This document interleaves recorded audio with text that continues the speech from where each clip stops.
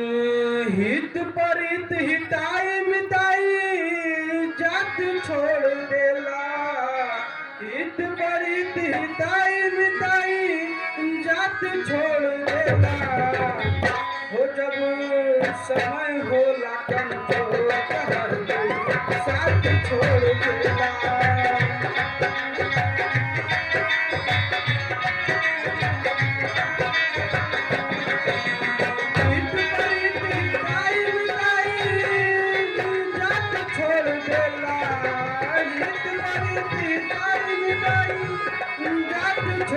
जब समय होला कमजोर,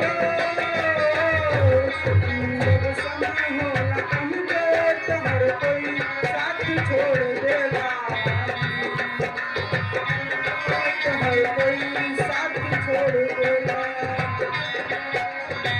ओ बनला के 10 गो साथी बिगड़ला के कोई ना। आपन बनैबा कैसे केहू तोहार होई ना।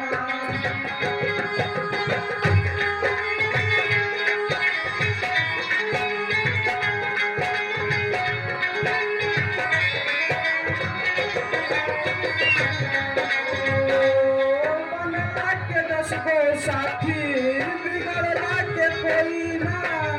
आपन बनैबा कैसे केहू तोहार होई ना।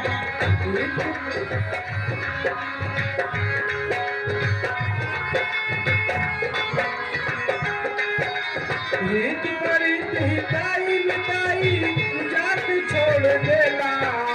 हित परित हिताई मिताई जात छोड़ देला। जब समय होला कमजोर, जब समय होला कमजोर तो हर कोई साथ छोड़ देला। जब समय होला कमजोर तो हर कोई साथ छोड़ देला। समय होला कमजोर तो हर कोई साथ छोड़